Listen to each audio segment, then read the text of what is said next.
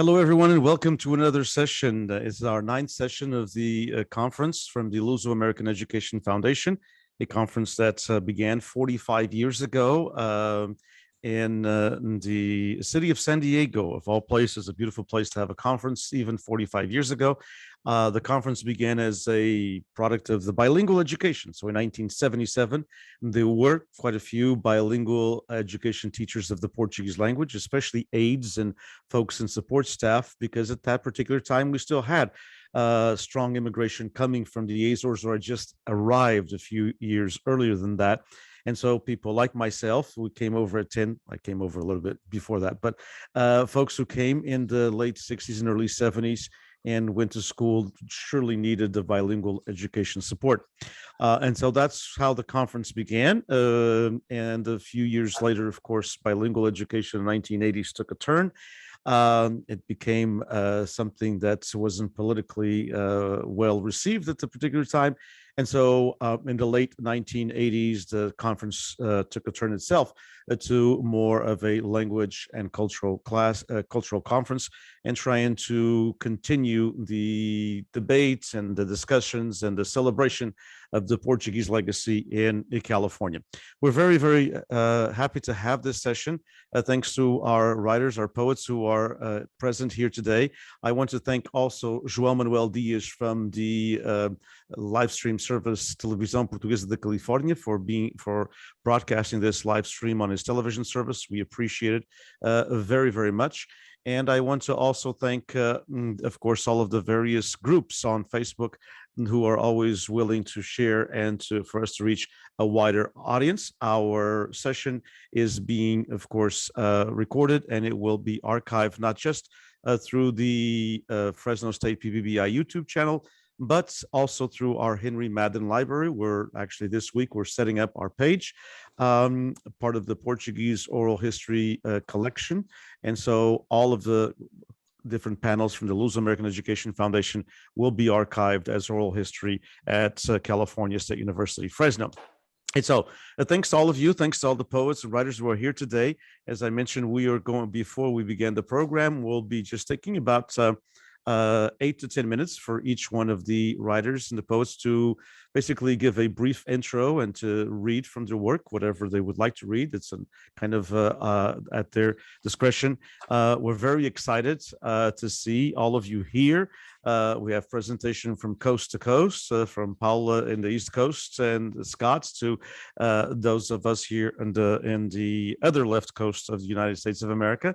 And so we, of course, want to thank all of those who are following us in the webinar, and especially we have a lot of folks following us and always with nice comments, and I'll try to follow them through the various social media platforms. Thank you all again. It is a pleasure to have the Luso-American Education Foundation Conference for the second year in a row, virtual, but I don't think you'll ever go back to what it was, although it would have been a lot nicer to have all of you in Fresno at Fresno State.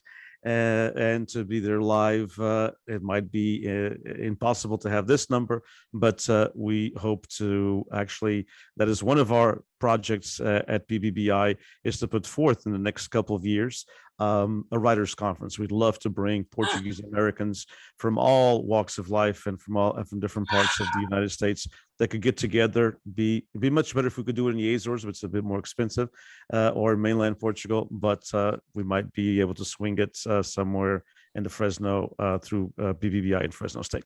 So we're going to start, and it's not any particular order. I just looked right here, and so I'm going to order the way I have it on my screen. So we're going to start with Sam Pereira, and again, I'm not going to do any introductions, because if I get to talking about you, I'll probably take your 10 minutes. So I'll have you take a few minutes to introduce yourselves and to, of course, read from your work, because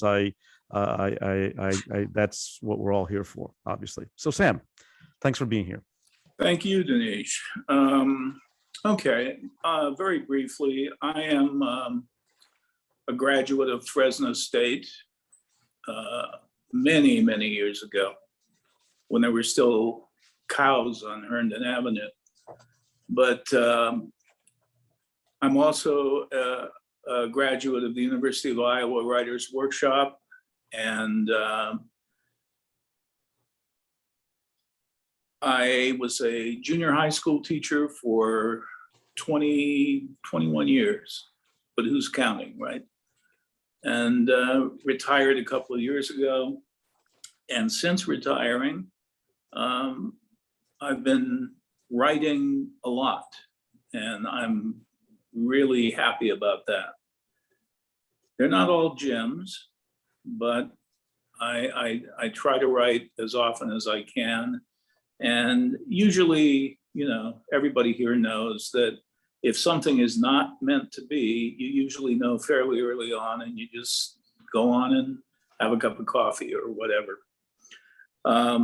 I want to read 3 poems. One of them is a little bit longer than the other 2. I think I'll fall in that 10-minute time frame, I hope. And the thing I want to mention is that I did a lot of looking around to see what poems to read, and, you know, trying to come up with something that was that you couldn't miss the Portuguese angle on. Probably the wrong word, but you understand what I mean. And I realized that even though there's a hint of that in these, in one in particular, these are poems that I think work either way, whether it would be to a Portuguese audience, listening in English, of course, for me, or an American audience. And I want to begin with a fairly new one called Ancestry. It's really new. And it deals with kind of the ins and outs and ways of looking at that particular aspect of being Portuguese American. Probably with some blasphemous things in there somewhere. I can't help it. Ancestry. Keep it simple, they told me. The planet is dirt, after all, and the most one can hope for is mud with the morning wind. They insisted on me remembering the rosaries in the evenings after dinner, when all anyone really wanted was another aperitif served by the Lord with his disciples close at hand, with cheesecake and a lemon for our sins. It was a religion no one spoke of, unless they were out to sea, true adventurers bobbing for cod under the authority of ancestors. Keep it within the bounds of good taste and afternoon tea, they said. And when I refused, they smiled and went on their way.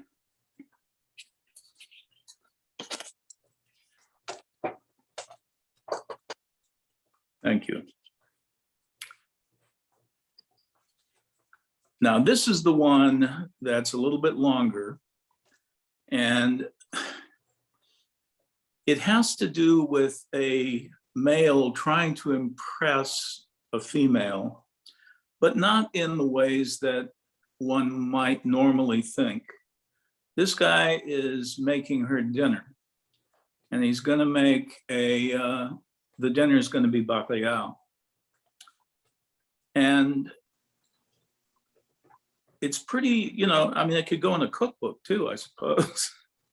It's called The Precision of the Marriage Fish. In trying to impress the woman who up until that point wanted, he decided dinner was going to be bacalhau. It was going to take days, the rudiments of knowing the proper temperature for slicing a tomato, mincing the garlic, and holding his fingers to his nose to savor this. It would be intriguing to her sensibilities and would never be enough. So he continued to go on about the Greeks being masters when it came to olives. He sprinkled the Kalamata jewels as though paving a highway leading directly to her heart. He transformed a large green pepper into strips and held two of them next to her ears, whispering they matched her spectacular emerald eyes. Potato slices were the size of quarters, and he placed them into the mix. He continued with the fish. 3 days he'd spent soaking and draining and placing it back into fresh water.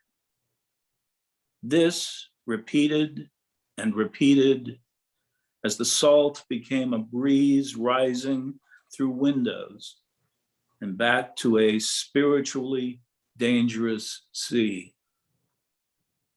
The slices of egg placed ceremoniously around the edges reminded him how much the struggle had always been about imposing itself as a colorful casserole of fish on a plate of red and green vegetables, lavished with eggs and steeped in the miraculous juices of memory.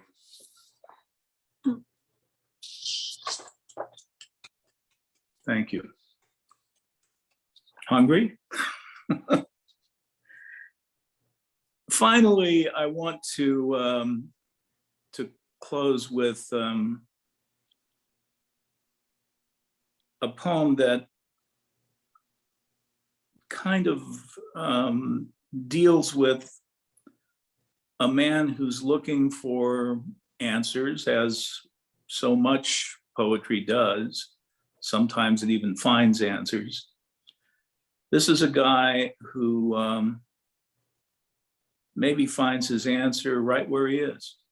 It's called A Cozy Little Scene at Home.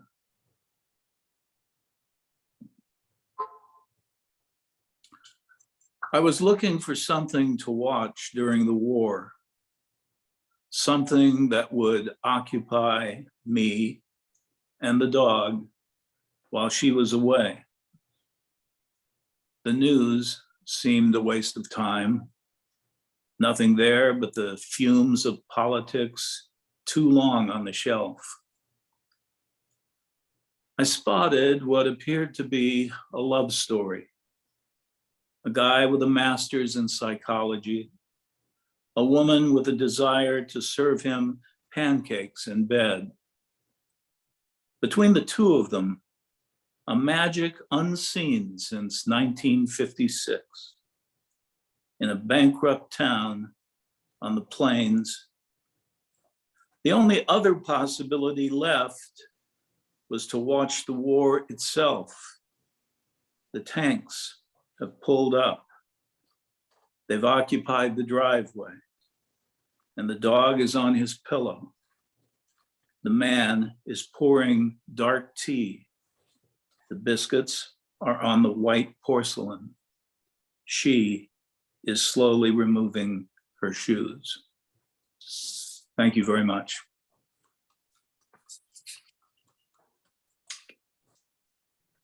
Wonderful. Thank you, Sam. Thank you. Thank you. Wonderful. All three of them. Indeed, very well done as always. Thank you for all the imagery. Thank you for all the all the questions and some answers once in a while. And thanks for making us hungry as well with bacalhau. But it's very well done. And so we'll go to the East Coast and we'll welcome Paula Neves, who we're very excited to have here for the first time, and welcome Paula, who has been, of course, the same thing. If you'll take a couple of minutes to introduce yourself to the audience, if you don't mind, and then read your choice, of course. Welcome again. We're on mute, Paula. Yeah. Thank Okay, you. there we go. I do There that we every go. time with class. Yeah. Thank you all for being here, and thank you, Denise, for inviting me. I'm actually in upstate New York right now, so I'm getting a little bit of a taste of fall, so hence this. So a little bit of background on me. I have been a poet for many, many moons, and recently branched out into visual art and filmmaking, and I've found some success in that. I'm a graduate of the MFA program in poetry at Rutgers Newark. I teach at Rutgers Newark. I teach English composition, leaves my mind free to do the creative stuff.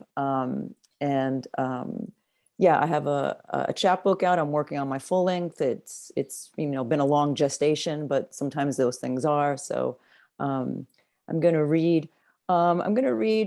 I was debating whether to read overtly Portuguese themed poems tonight, but I'm like, what the heck, So the first one definitely is.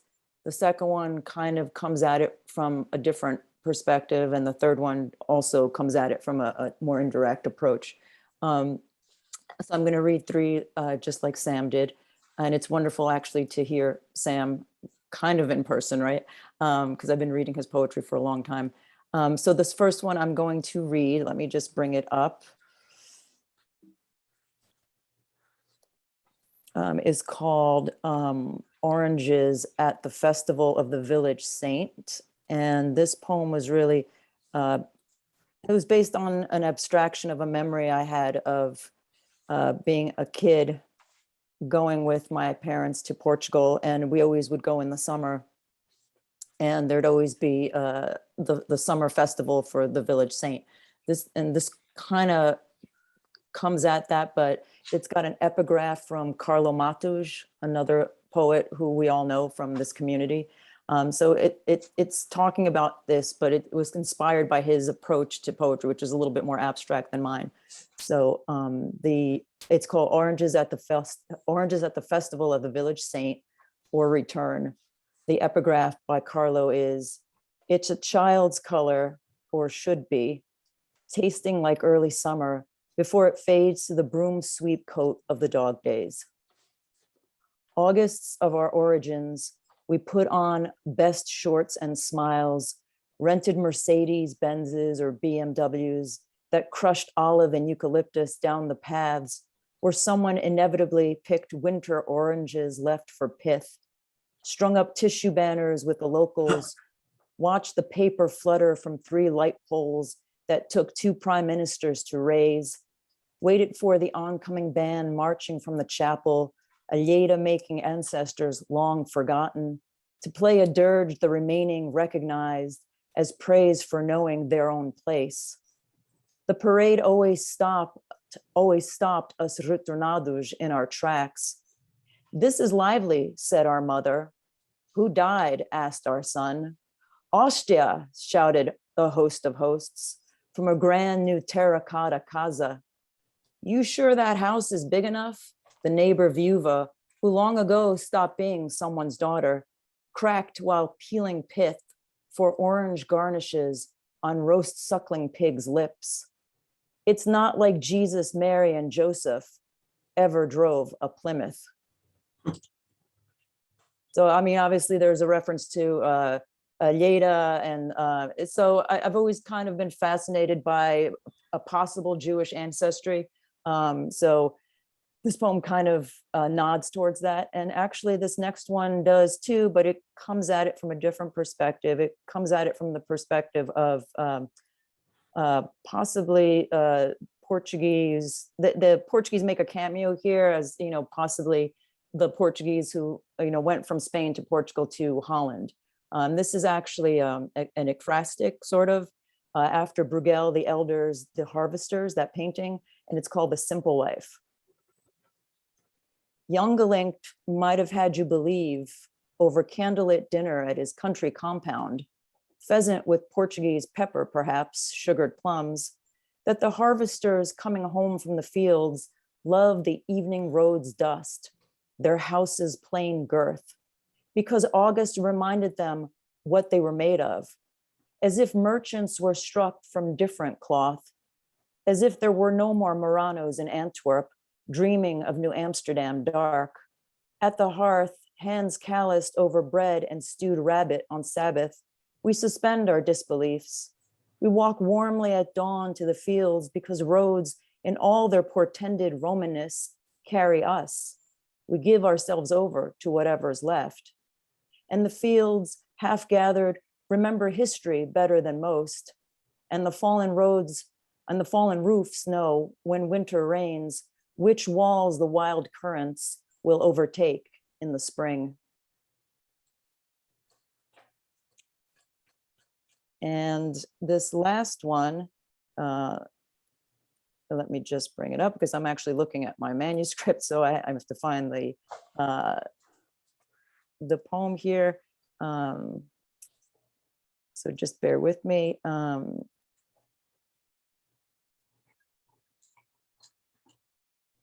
Okay. So this one is now set in America, sort of, and it's called A Portuguese on Retreat in Red America. And I was kind of inspired by this when I was on a writing retreat back in 2015. And also I was inspired by all the division in this country. There's a long epigraph for this, but it's an interesting epigraph, I find. So the epigraph is, we saw that the birds are really aggressive to songs by their next door neighbors. But once there is enough distance between them, they don't understand the songs anymore. It's like if you speak Portuguese in Portugal, you can probably understand Spanish and you might understand French. But if you keep going further and further away, eventually you'll hit languages that are unfamiliar that you can't parse. That was from Kaya Provost at the American Museum of Natural History, Smithsonian Magazine, in December 2018. And again, this is called A Portuguese on Retreat in Red America. I am writing at a field desk from a war, US Army, Korea, or Vietnam, worth more if it was civil, the innkeeper stepping out says. It's vintage from eBay or handed down from someone before her who cared for such. She can't remember. I shrug. The spring-loaded door behind her slams. I jump as if it was a gunshot, of course. It's June on a farm, porch swing evening. I sit at a desk from a war fought on the front lawn of every city where I am from, when a cardinal appears with a whistle and trill, appears too red, a loud red, to compensate for such a small crest? No, that's not always the way it works. Or maybe a menstrual red that soaks through the quiet on the fence. It's useless to write this. Red of waiting for carnation days, for the mother I wished for, still write to on my posts, the mother who pretended my father died in Angola, fighting against independence. Oh, the romance. And something else, blood she's had enough of, too many white cells fighting the rest, consuming the flesh, the incarnation, incarnação, unholy alliance of body and history. Fine. Okay, believe that's not how it works. But shamans and the dead say, when cardinal appears, pay attention to circulation, what comes around. Thank you. Fantastic. Wow. Love it. Wonderful. Wonderful. Love the red waiting for the carnation days. Lots of imagery there. Thank you, Paula. Fantastic. Great job. And so we'll come back to this coast, and Melissa, if you don't mind. Yes. Thank you. I am so honored to be here and to be amongst such wonderful writers. My name is Melissa Jessen-Hiser. I'm a recent graduate of Fresno State's MFA program in creative nonfiction in 2020. And I also work at Fresno State. I've been an educator there for 13 years, working in our Center for Community Engagement and Service Learning, and excited to start some new projects with Denise in my office coming up here. So my thesis was a collection of essays that was really an exploration of the things that we inherit and the things that we pass on. And so not just genetic code, but also traditions and belief and trauma. And the essay I'm reading from today, I'm taking some excerpts from, is looking at my Portuguese heritage from my mother's side of the family. So just a couple of things that kind of got cut out for time, but might be relevant. My mom is sort of our unofficial keeper of the records, and has been doing our genealogy for a long time. And I'm quite envious of her because she has all of these firsthand accounts, and she has bore witness to the stories that I've only been told in, second and third hand, and what has become lore in a lot of ways. And so in this essay, I kind of explore that lore and try to even reimagine what I think may or may not have happened. Incidentally, this year is 100 years since my great-grandfather immigrated here from San Miguel. And so that feels kind of meaningful for some reason. And then in this essay, I also mentioned the miracles of Queen Saint Isabel and how Festas pay homage to her, but that's been cut out. I think this audience knows that story anyway. So this is called Pray for Our Sinners. It's pray for us sinners, my mom said from the front seat of the car. Us, not our. Right, I said, and then repeated the corrected line. Pray for us sinners now at the hour of our death. My mom sighed, now and at the hour of our death. Again, I parroted her correction from the back seat, now and at the hour of our death. I turned my attention to the landscape. The suburbs had given way to expansive farmland 20 minutes earlier, our car moving swiftly down rural avenues, passing orchards, vineyards, dairies, all baking under the summer sun. Under my breath, I continued to recite the Hail Mary prayer and absently toyed with the borrowed rosary beads my mom had given me. I could hear my sister Trish mumbling the prayer as well from the front seat. A large crown marked by swirls and filigrees of studded fake diamonds rested in her lap. It was one of the biggest crowns I'd seen a Festa queen wear before. My own crown, much smaller and filled with half crescents of crystals that climbed upon each other, fanning upward, was already on my head, the built-in combs pressing deeply into my scalp. I would serve as one of two attendants to Trish for the next year, marching alongside my sister in traditional Portuguese parades up and down the Central Valley and Central Coast of California. Organized and hosted by fraternal organizations, Festas serve as gathering points for the state's Portuguese immigrant community. The events feature numerous customs like parades, cultural dancing, traditional food, and bullfights, and always, always a Catholic Mass. Catholicism is so intertwined with Festas that most organizations require their queens and attendants to be Catholic, which brings us back to the car ride and our anxious memorization of the rosary prayers, because we were not Catholics, we were Lutherans. Manuel immigrated to the United States in 1921. He left San Miguel, headed west to America. I like to imagine him boarding a steamship, his ticket most likely for steerage class in the bowels of the boat, because certainly a poor man like him would not be able to afford a first-class ticket. Maybe he took one last deep breath of the Atlantic air and one last sweeping glance at the island, holding it like a photograph, an emblazoned memory before ducking below deck. I wonder if he thought of his father, the elusive Francisco, who had also boarded a ship once, never to return, leaving behind his wife and 4 children, Brazil bound in search of his own fortune, a fortune that one presumes he never found, a fortune that others speculate he tried to make on the backs of slaves. Holy Mary, Mother of God, pray for us sinners. Did Manuel's mother wave to him from shore? Was she too sad and broken at the idea of watching another man board a boat and never return? Or maybe Manuel didn't want her to come. It will be too hard, Mama, if you come. I won't be able to leave you. They would have prayed together before he left. She would have made the sign of the cross over him, maybe pressed some small memento into his hand, a gift to remember her, to remember his faith, maybe rosary beads. But the streets of America are lined with gold, he'd heard, and who wouldn't want to see that, to touch it?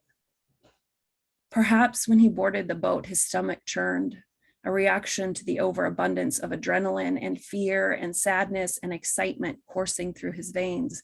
Perhaps it stormed on the way over, and the boat wobbled and weaved its way across the Atlantic towards a foreign shore. And next to others, amid the smell of vomit and salty air, maybe Manuel clutched his rosary and uttered his prayers over and over, thinking about his mother who he left behind, thinking ahead to the streets paved with gold. Hail Mary, full of grace, the Lord is with thee. Blessed art thou among women, and blessed is the fruit of thy womb, Jesus. Holy Mary, Mother of God, pray for us sinners, now and at the hour of our death. Amen. And the ship thrashed and bounced along the wide ocean. Maybe in his prayers, Mary came to him. She is known to do that, popping up all over the world, performing miracles, making her presence known. She appears to believers and counts them as blessed.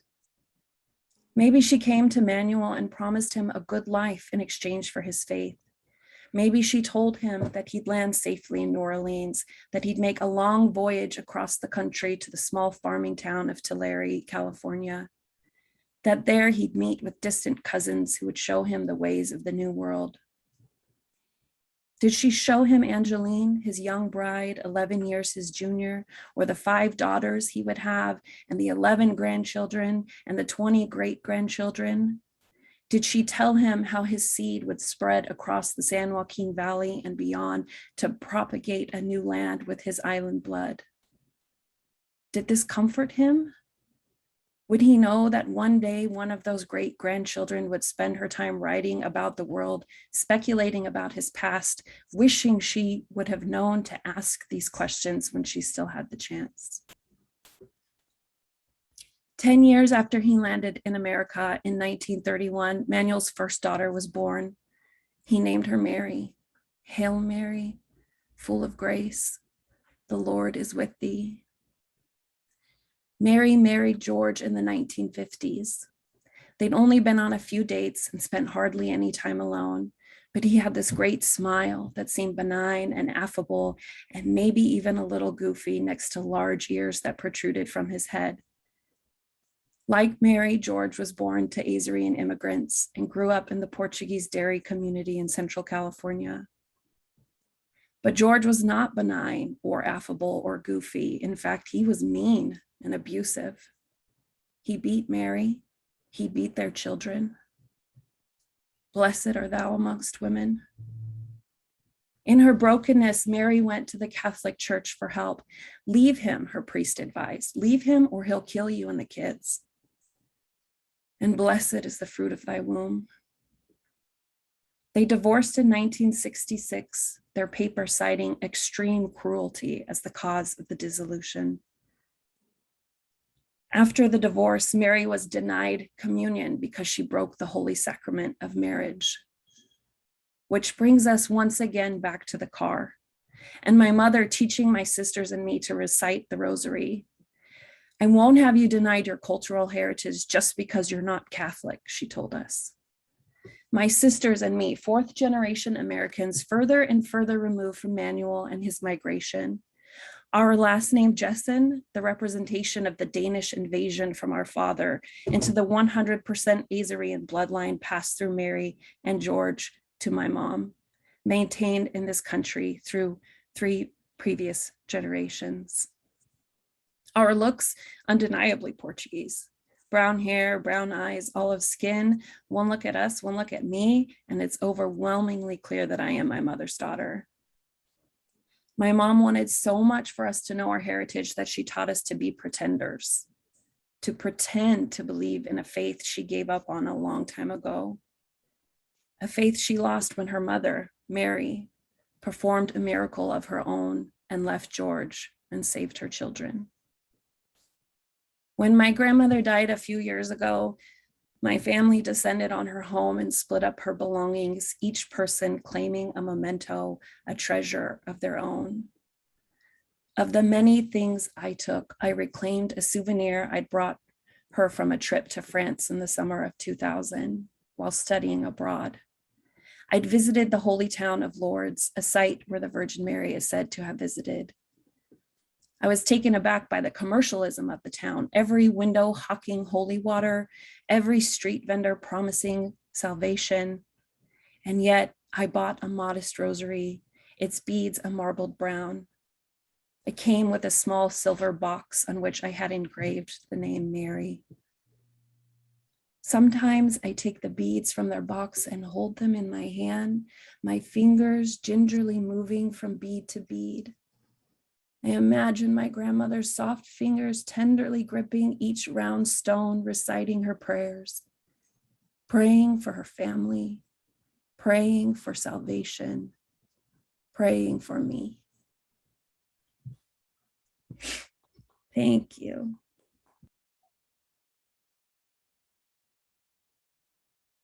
Well, now that you brought, it's not hard. It's not easy to bring tears to my eyes, but you were able to do that.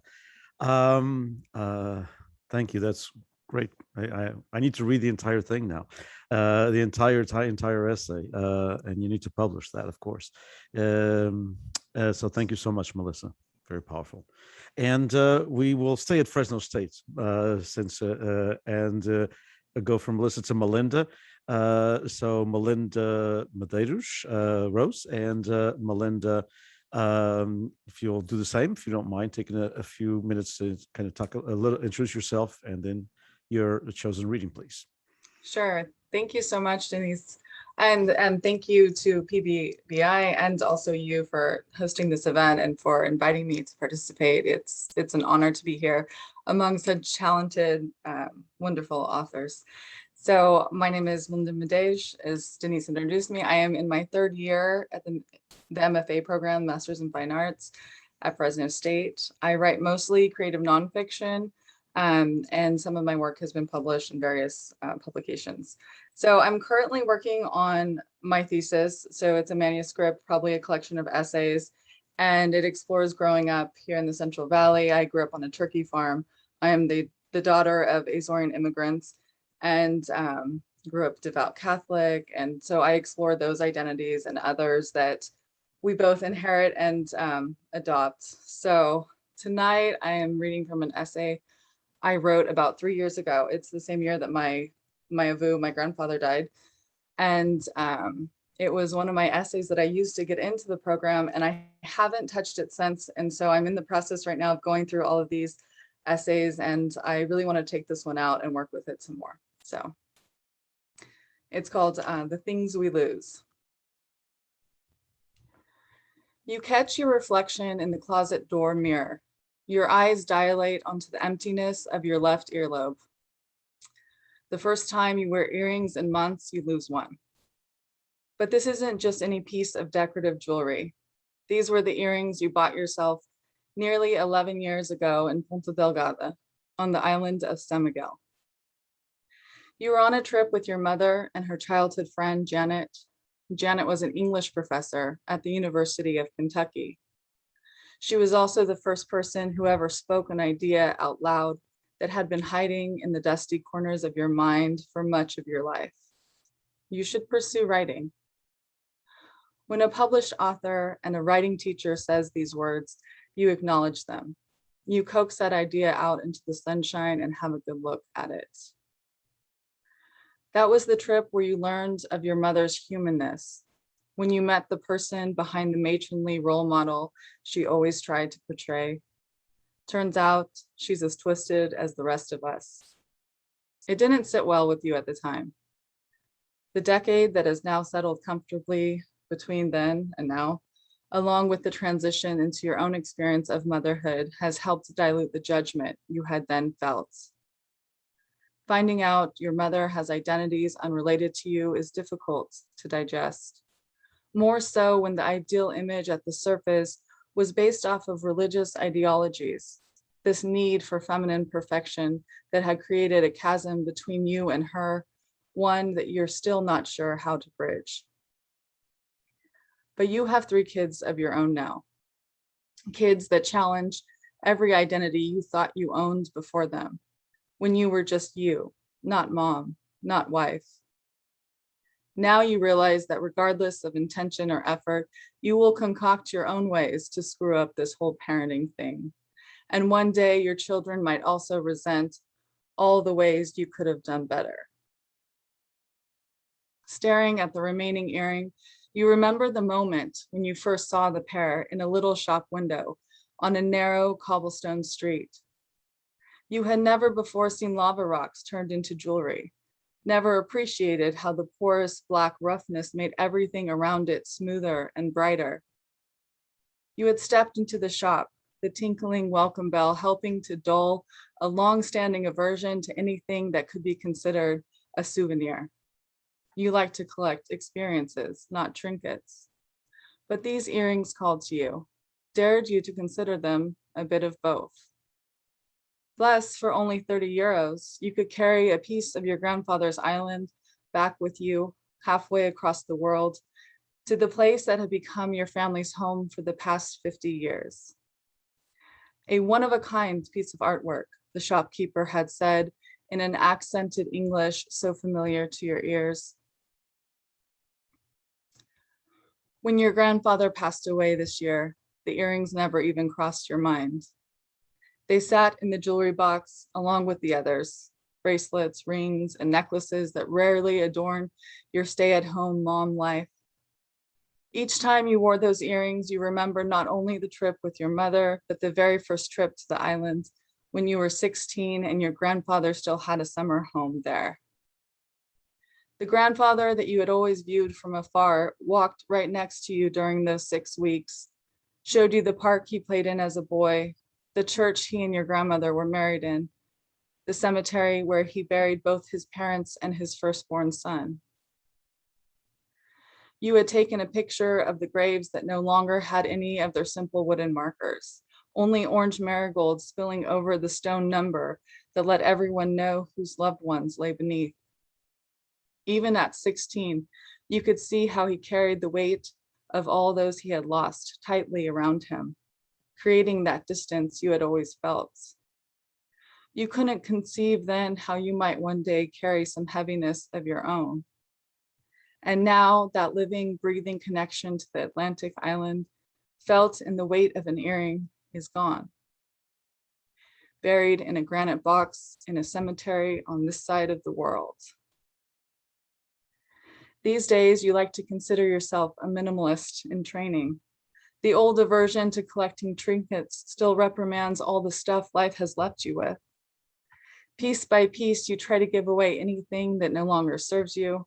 Any item that sits around your house collecting dust clutters a mind that has become overrun with decades of memories. Many things have become too heavy to carry with you. Memories are enough. But these earrings you did not give away. You placed the surviving earrings securely in your carved wooden jewelry box. You search the bedroom rug, the hallway, the living room. You retrace your steps through the garage and comb the floors and corners of your car. You sit in the driver's seat and think back over the morning. Did you lose it at the doctor's office as the pediatrician recommended optometrists for your 7-year-old? Your daughter had been tracing the earring with her little finger, but you never sensed it drop. You had reached up and felt it there when you gently guided her hand away. Maybe you lost it at the coffee shop while trying to balance coffee, the kids' snacks, and a toddler tired of sitting still all morning. Or was it in the parking lot of your son's school when you hugged him goodbye, reassured him that glasses are the coolest, and watched him walk back to class? Was it at the department store while buying overpriced perfume and trying to convince yourself that it was worth it? You would like to think that the earring will turn up somewhere. Maybe one day when you're vacuuming out the car, you'll hear the clatter of metal in the bin and dump all of its dusty insides out onto the garage floor. You'll sift through the debris until your dirty fingers feel the edge of a metallic frame. Or maybe your foot will be greeted with its sharp corner one morning in the dark moments before dawn.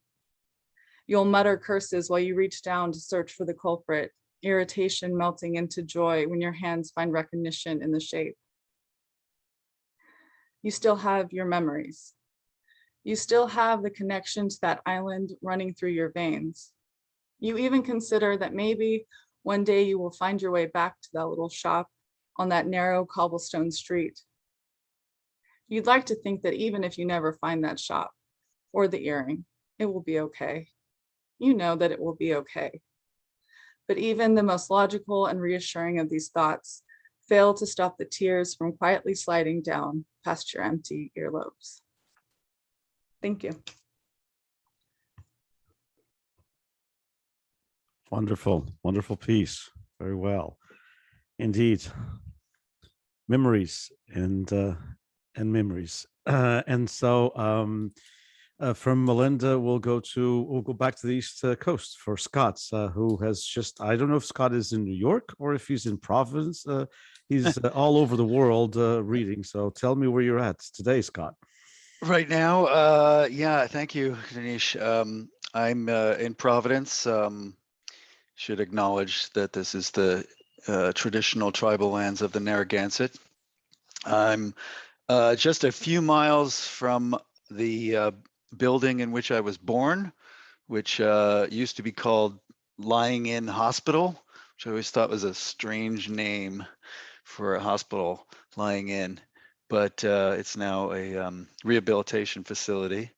And I've been at Providence College guest teaching a wonderful visiting assistant professor, Ryan Shea, who invited me to come speak with his environmental philosophy class. They've been reading my book, Dwelling, an Ecopoem, which I thought I might read from tonight, but I realized I've been spending all week with that book. And I was looking forward to getting back to the Azores this evening. So I'm hoping to physically get back to the Azores in December. Knock on wood, if the COVID variants will allow. So I thought I would read first from a section from Azorian Suite, which is a book that was published on in Ponta Delgada last year. And then I wanted to read the title poem from my new collection that's coming out later this year, and I'll say a little bit about that when I come to it. So I'll start. This is from a late section in Azorian Suite, which is divided into 4 sections like a suite would be. So I'll just start. Conjugating the geography of memory. I stare at a photo of paving stones taken in Fajal de Bajo, where 2 of my 3rd great-grandmothers, Francisca Candida and Ana de Jesus Correa, were born. White limestone inlay and black basalt formed into the shape of a pineapple, still nestled in the leaves of its parent plant. Basalt accents detail the remnants of many flowers whose fruitlets have gathered around a core. Now prickly upcurved spines. In 1493, Columbus found pineapples on Guadalupe Island in the Caribbean, although they are also native to Brazil. Portuguese traders took the seeds to India from the Moluccas in 1548 and introduced the fruit to coastal Africa. In 1874, growers in the Azores accidentally discovered smoke brings pineapple plants into bloom in 6 weeks, ethylene accelerating growth. The Saint Michael, a variety of smooth cayenne, cultivated now just outside Fajal de Bajo, in a greenhouse, mostly for export to mainland Portugal and Madeira, is considered of luxury quality and a favorite of visiting tourists. A symbol of home, the pineapple signifies hospitality and warmth and friendliness. That seems a fitting symbol for this island I am longing for. I heard a funny story about my great-grandfather. My great-grandparents, two of my maternal great-grandparents emigrated from the Azores in 1906, settling in Fox Point, Providence, not far from where I'm sitting right now. And I heard a funny story. I never thought that they, after that, their initial trip in emigration, she came at the age of 14 with her entire family, and he came at the age of 19 on his own. I never thought that they went back. Well, I said that in a talk I gave, in which I was reading from a memoir I'm writing about my great-grandparents and their experience.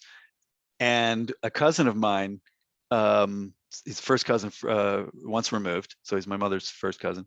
He corrected me and said, he reached out to me and he said, "Oh, by the way, he did go back. He went back after his wife died, my great-grandmother, and apparently there were a lot of stories about his trip there. But one of them was that he came with a big camel hair coat and suitcases full of stuff, and he gave all of the stuff away, everything, including the coat. And all he came back from this trip to the Azores was, like, I think it was 1962. He came back with 2 pineapples."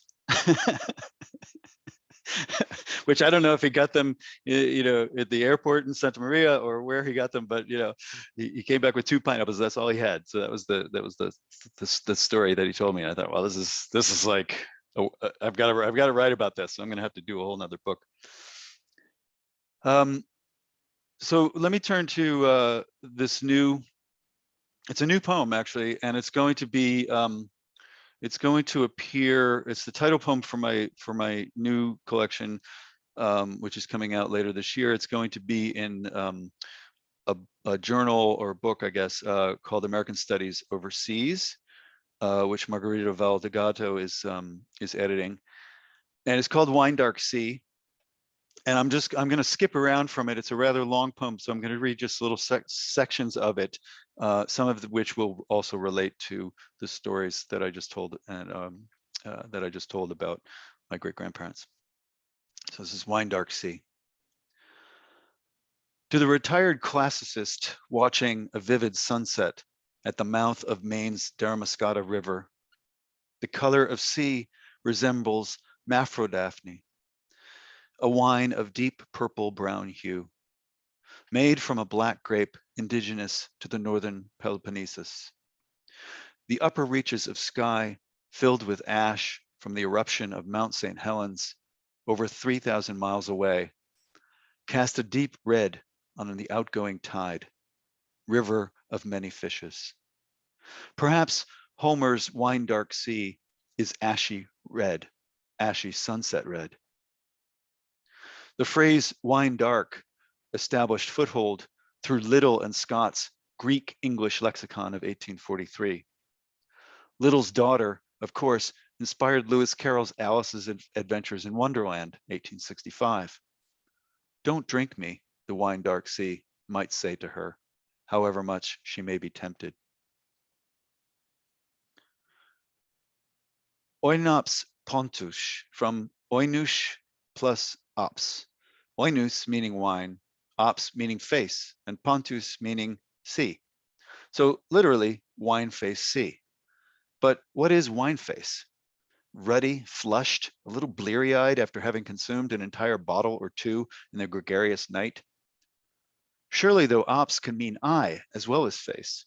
So is it the reddish wine-colored eyes, whites of the eyes, of a night of serious drinking, or the dark bluish circles of next morning's hangover? Some theorize the ancient Greeks could not see the color blue, their optical palette limited to black and white, and possibly red. Their experience of color may have consisted, rather, of equal parts movement and shimmer. Porphyreus, that glimmer effect on sea surface when light refracts or reflects at different hours and in different weathers.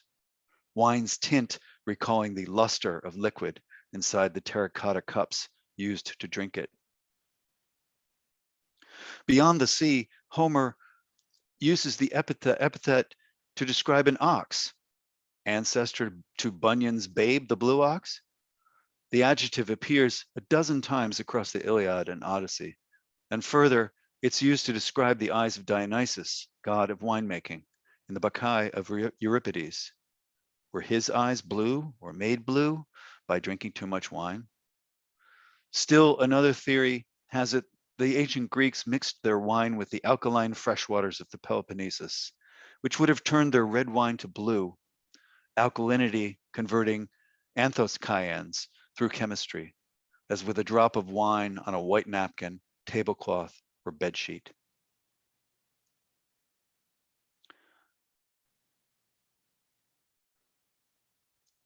History, from the Greek historia, historia meaning to learn from inquiry, and knowledge acquired by investigation, leading me to historia, story in Portuguese, which language also renders the wine dark sea thus, o mar cor de vinho, where cor is color, although it resembles the English word core, the central or most important part of something, the earth's core, say, or the core of an issue, the central part of a fruit, as in Merriam-Webster's definition, quote, especially the papery or leathery carpels composing the ripened ovary in a palm fruit, such as an apple.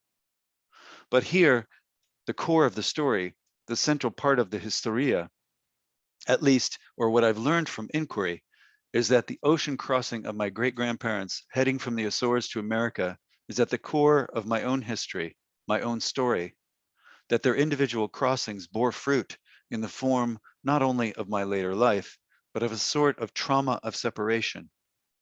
They both must have felt leaving their island, and which may have been passed down to me through RNA, rendering the wine dark sea, if not the color of wine, perhaps the core of my own sensibility.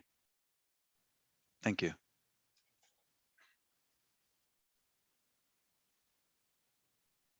Fantastic. Love the new poem. Well, very well done. And of course, it's some excerpts. I'm waiting for the entire poem. It would be wonderful. Thank you, and congratulations on a new book as well. And congratulations on this teaching experience at in Providence. Hope you get to see Onesimo. Yeah. Okay. Good. So we're going to come back to California. And we have our poet laureates. There aren't too many of them in the Portuguese American community. And we're very proud of Lara and her work, and especially since she's become poet laureate for El Dorado County, and has a book coming up. So she's going to talk about that. Lara, welcome.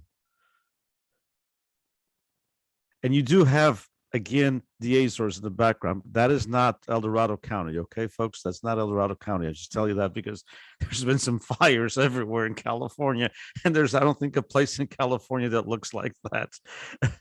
You're on mute, Lara, if you can change that for us. Sorry, a good thing I was on mute. I have to say to Scott about the wine and the eyes, that was great. I have almost black eyes, and I drink a lot of wine. So are they going to turn blue? Anyway, that's, we have a lot of vineyards where I live. I'm a poet laureate for El Dorado County. And if I'm not creating, planning, I'm hosting. It's like, it's a good title to have, because with a title, you can do things. People think you're important. So I've been having a lot of fun doing all these projects, and I think I started to do too many because I'm not getting much sleep, but I have to get some tips from Dinesh how he does it. But I'm having a lot of fun, and they call me because I'm bringing poetry into the community. So it's not just poetry readings, just it's a poetry reading, is bringing it to, we're having an Indigenous Farm Day tomorrow with Native American poets, and I'm bringing a lot into our community. They call me an activist, and I correct them and I say, no, I'm not an activist, I'm an active poet. So they have to get that right. And other than that, so far, it's very tiring, but a lot of fun. but I wanted to just say a couple of things for others who don't know me. My family's been here since the gold rush. I live 7 miles from where gold was discovered in California. And the northern part of the state is where my mother's side of the family is from. And the landscape of the mountains is very important to me and my family. And we'll get into more on that later. But my Azorian family, which they all are Azorians from the Azores, all my family, came here as adventurers and looking for gold, but never found it and became cattle ranchers and ranchers in general. So I'm about a 5th, 6th generation. And you could call me a California girl. And I'm so happy about Fresno State and Denise doing all these things and so forth. I'm just so happy about that for California. And we're getting a group together of writers and poets, because I never even met a Portuguese writer and poet till I was much older, probably much older. I can't, my memory's going. Anyway, I'm going to read 3 poems, and one is the Azores, about the Azores for me. And this is from my book, Kissing the Bee. It's called The Pole of Water. Convulsion of island flesh, sorrow of ash settles into cloud, the crumble at the edge of all they knew. Tumbling into the sea, they struggle to keep afloat their exhausted breath, the letting go. The sea swells, bursts open. Currents, gravity, wind call their fate. The surface keeps breaking. The sky keeps moving. They drift further away from home, breathe the ocean in unison. She dreams between black rocks, listens to water tell stories of her ancestors. In her mind, she reaches out her hand to meet them in a new world as they climb out of the ocean. Give her sleep, let her find herself restored, reunited with who she is, where she came from. Before morning, she'll swim back to earth, her body growing heavy. The sunrise, like giant wings, flies upward, a voice and a hand on her shoulder.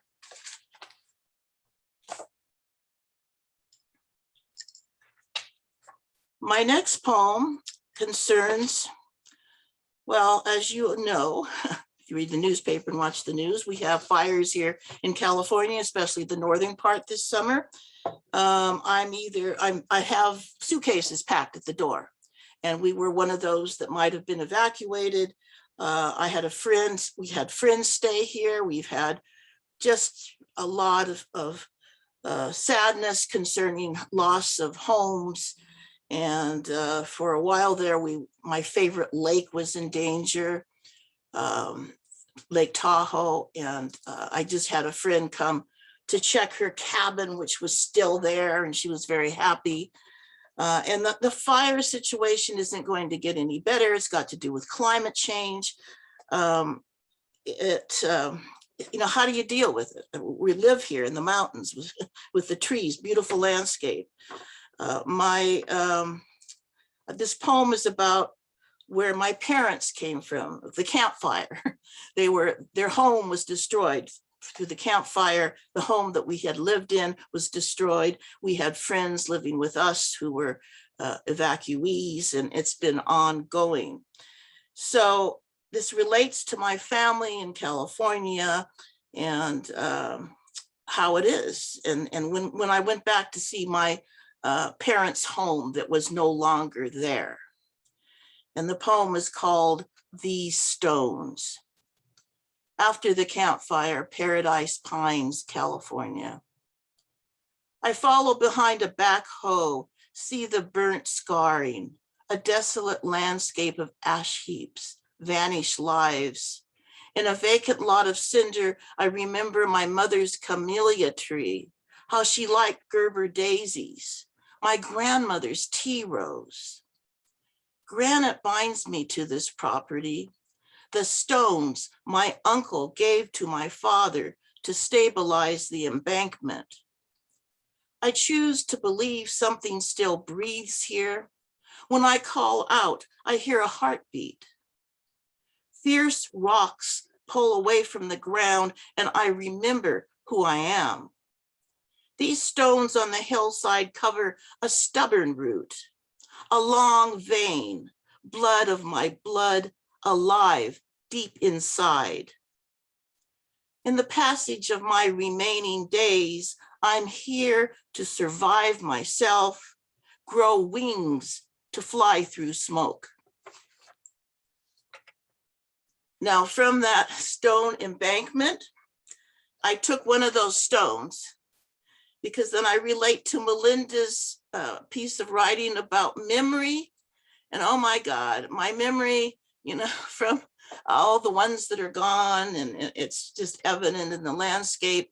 I even get tears right now, but I actually had an experience that you related about the earring. It wasn't an earring. It was probably a rock, but it doesn't make any difference, the memories. And the memory is not just in the Azores, it's in California here for me and my family. So go on to the next poem I have. This is the title poem from my new book. And it's very different than my other book. Let me get some water here. In this book, it's called Fourth World Woman. I identify with the natural world, which I usually do anyway, where plant, wildlife, and human emerge into a single voice. Shape shifting is not unusual. I like to travel between dimensions and species as my ancestors drift in and out. And this is the poem that is the title poem for the book. It's called Fourth World Woman.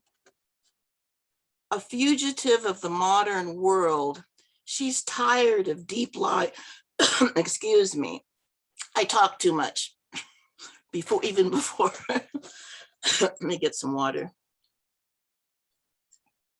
A fugitive of the modern world, she's tired of deep lies and anthems, the marble limbs of statues on the ground. When smoky skies erase mountains and eagles, shroud angry riots in town, she craves the peace of forest creatures. Imagining a fourth world, the rustle of wild grass beguiles her. The animal inside teaches her to have visions, to watch for signs.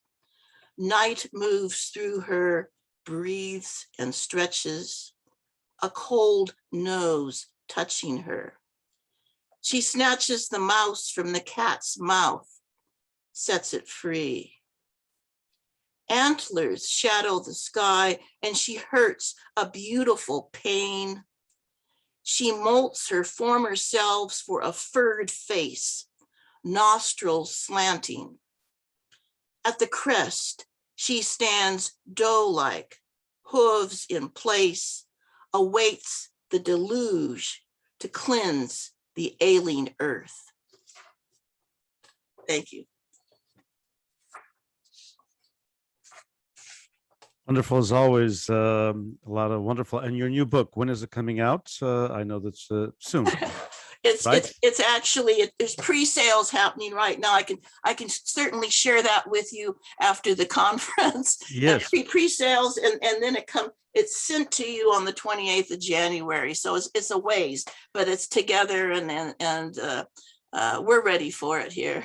Sure. And send me the information so I can share it with our network, please. So congratulations. And I know that also Scott was saying he has, of course, a new book coming as well. Paula has a book coming as well, right? Yeah. And Sam, I'm sure you've got enough for probably 3 books right now, and if you really want to publish it, right? You have plans? No. All that for no. I mean, really. That's okay too. You do have enough. It's just you have to. Yeah, Yeah. it's a matter of putting it together. But, Sure, yeah. sure. Well, and of course we need to get and then Melinda's published in different outlets, and so Melissa as well. But I'd love for us to begin work soon on a collection of Portuguese writing, or Portuguese American writing, I should say, through our Bruma publications. I think we have so much that we could publish, and maybe I can talk Melissa and Melinda, since they're Fresno State, to kind of work with me on this. And just as far as a lot of you talked about the Azores, and Letras Lavadas, which is the editor that Scott also publishes with, they're very interested in publishing there, and even the bookstore, and having books from here. So we have to find a way to get some of our publishers in contact with Senor Ernesto there, and to get it published. But because believe it or not, you do know that the Azores, especially the island of San Miguel, are getting a ton of tourists from all over Europe, and so what's the language that connects all of them? English. I mean, so the Europeans, as you all know, read English quite well. Most Europeans of different languages, different nationalities, begin learning English in the 4th or 5th grade. So even if they just do high school by the 12th grade, they've had 8 years of language, so they can communicate. And if they, of course, they go to, as many of them do, to college, they continue with that language. So he, for example, just as all of you know, Tegas Press, or from Dartmouth, from University of Massachusetts Dartmouth, publishes now a collection called the Village Zodiac Collection, which is a translation, which Scott is working on one right now to translate Vitorino Nemésio, and Letras Lavadas publishes it without any grants. It's interesting that Tegas has a grant from the Azorian government, and Ernesto Rezendes in San Miguel published without any grant whatsoever in English. And I asked him why, and this is kind of Scott and I have had this conversation. And when cruise ships stopped there, he said that was one of his biggest markets. People would stop. It's an elder crowd because they do that when they reposition ships. So it's not like the cruise that goes there for sun and whatever. It's just a repositioning twice a year. And so it's an older crowd. They're usually longer journeys of about 14 and 17 days. And it's people who some are retired or have the financial, ability to be or away, for 3 weeks.